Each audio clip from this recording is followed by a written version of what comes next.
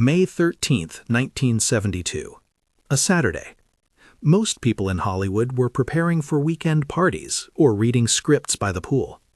But in a sterile room at Daniel Freeman Hospital in Inglewood, the biggest man on television was fighting a battle no one knew he was losing.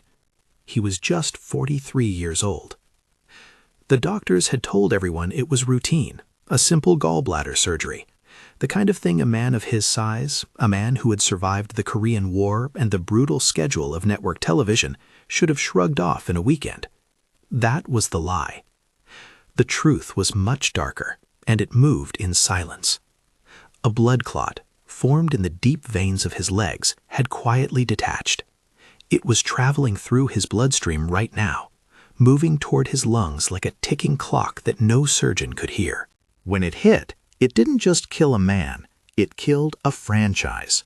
It shattered a family, and it forced his wife, Dolphia, to make a choice that would baffle the media for the next 40 years. But to understand why the ending was so awful, you have to understand the illusion. Dan Blocker was not just an actor. To the NBC executives and the 40 million Americans who tuned in every Sunday night, he was a permanent fixture. He was Hoss Cartwright, the gentle giant, the moral compass of the Ponderosa. He was 300 pounds of stability in a world that was catching fire. The late 60s and early 70s were chaos, Vietnam, civil rights protests, assassinations. But on Sunday nights, Dan Blocker was there, safe, warm, immortal. Or so they thought. The reality of Dan Blocker's life in 1972 was fraying at the edges. He wasn't just the happy cowboy. He was exhausted. Reports from those close to the production painted a picture of a man who was carrying the weight of the world. He was an English teacher turned accidental superstar, and the pressure of maintaining that Hoss persona for 13 years was grinding him down. There were whispers of fatigue, of looking for an exit. He had even moved his family to Switzerland to escape the madness of Hollywood, commuting back and forth to film. He wanted peace. He wanted normalcy for his wife, Dolphia, and their 4 children. He went into that hospital seeking relief from physical pain. He expected to walk out. When the news broke, it didn't travel by Twitter or text message. It traveled by phone calls that no one wanted to answer. Lorne Greene, the patriarch of the show, got the call. He didn't scream. He didn't cry immediately. He just went cold. The man who played his son, the heart of his show, was gone.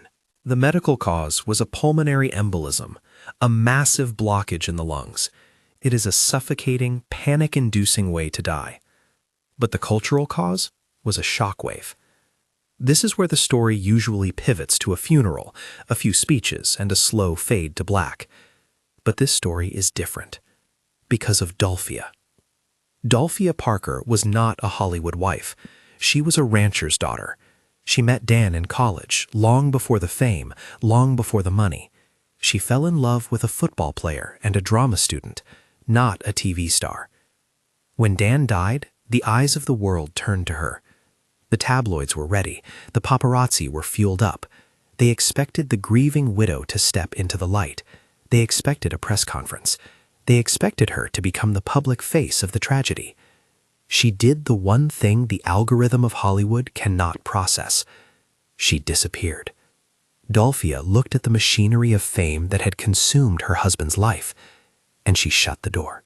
She didn't give the tearful interview. She didn't write the tell-all book about the secret pains of Dan Blocker.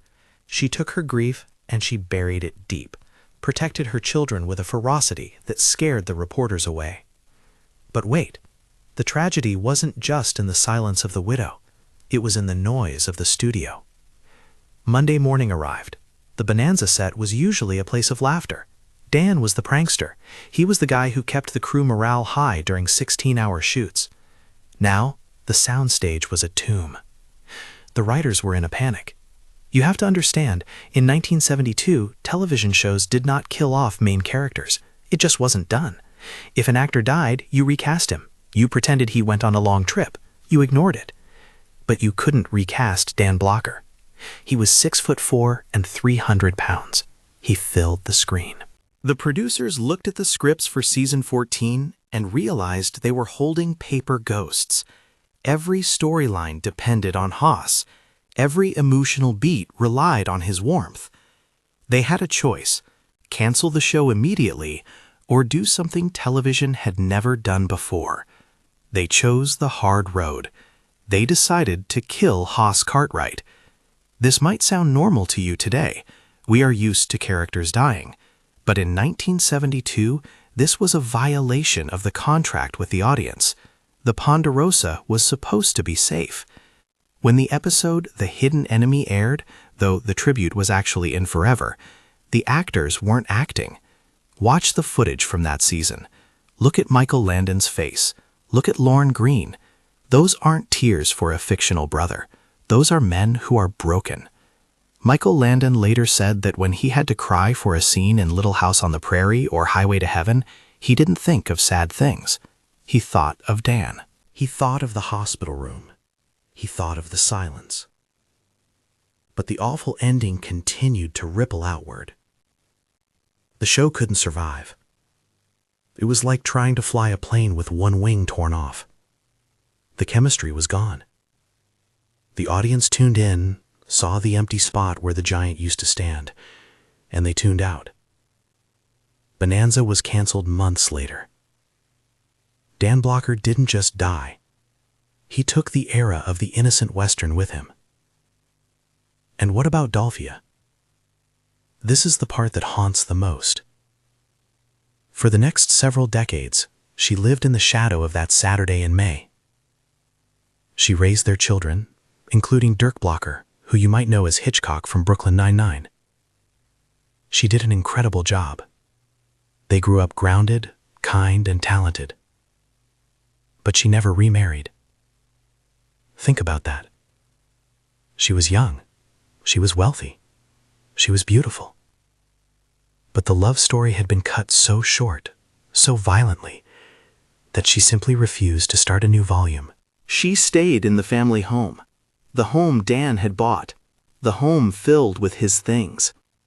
While Hollywood moved on, while Michael Landon became a superstar again with Little House, while the world forgot the specific pain of that day, Dolphia held on to it.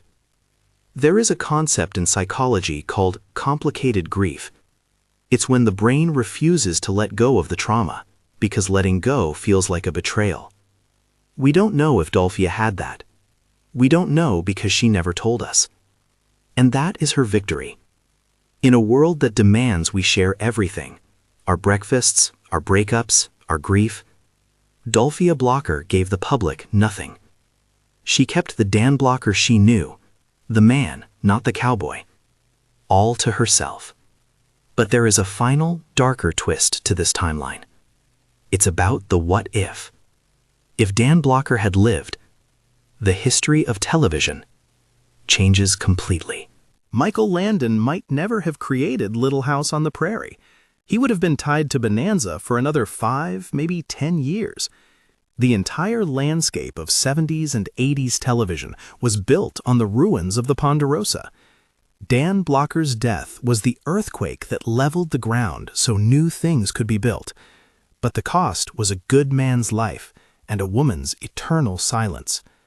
When Dolphia finally passed away years later, it wasn't a headline on TMZ. It wasn't a trending topic on Twitter. It was a quiet closing of a book that had been left open for too long. They are buried together now, the man who was everyone's friend and the woman who was his only defender. So the next time you see a rerun of Bonanza, don't just look at the big man in the 10-gallon hat. Look at the eyes. Look at the fatigue he was hiding. And remember that the exit wasn't written in the script. It was written in the blood, sudden and sharp, leaving a silence that 40 years couldn't fill. Because the awful truth isn't that he died, it's that the world kept spinning, and his wife had to watch it spin alone. That is the tragedy, and that is the end.